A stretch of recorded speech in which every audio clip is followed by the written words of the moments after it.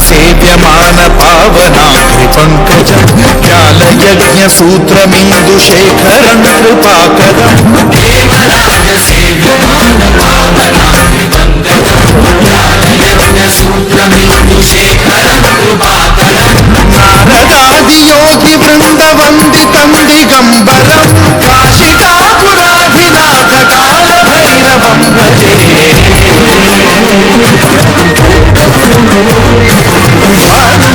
भास्वरं भवाब्धिकारकं परं नीलकण्ठमीर्तिनाथदायकं त्रिलोचनं कालकालमम्बुजाक्षमक्षशूलमक्षरं काशिकापुराधिनाथकालभैरवं भजे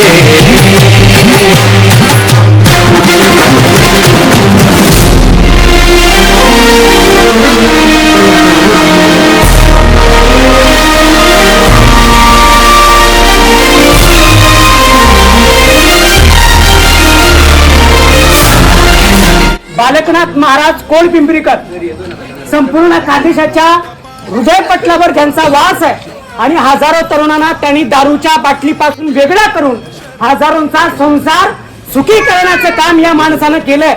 त्यांच्यासाठी तर जोरदार करावा.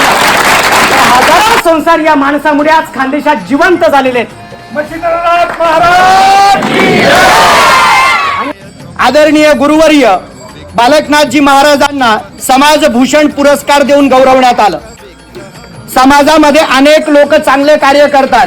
आदरणीय गुरुवर्यांच्या बद्दल बोलायचं झालं तर जीव ब्रह्म सेवेचं व्रत घेऊन लहान मुलांच्या मनावरती संस्कार घडले पाहिजे. तरुणांना व्यसनांपासून त्यांनी दूर राहावं आणि त्यांच्या हाताला काम मिळालं पाहिजे. एवढंच नव्हे तर आबालवृद्धांची सेवा ही आजच्या पिढीतील तरुणांनी केली पाहिजे. या भावनेतून नाथ संप्रदायाचा कार्याचा प्रचार आणि प्रसार करणारे आदरणीय गुरुवर्य बालकनाथजी महाराज मला खऱ्या अर्थाने कर्मयोगी वाटतात.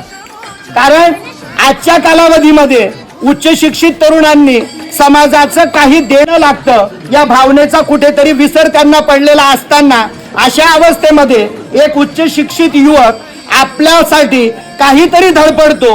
हे बालकनाथजी महाराजांचं कार्य हे नक्कीच नाथांच्या चरणी समर्पित भावनेने आहे यात तीळ मात्र शंका नाही. म्हणून आपण गुरुवर्यांसाठी जोरदार टाळ्या वाजवल्या पाहिजे.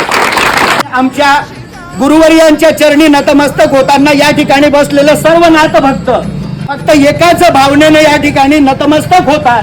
त्यांची भावना अतिशय प्रामाणिक असते.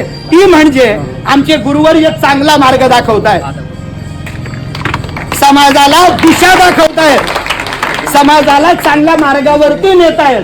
म्हणून त्यांच्या पाठीशी उभं राहणं गरजेचं आहे. पद्मजांडकोश संपदे दृष्टिपात नष्ट पाप झाल मुद्र शासनम अष्टसिद्धी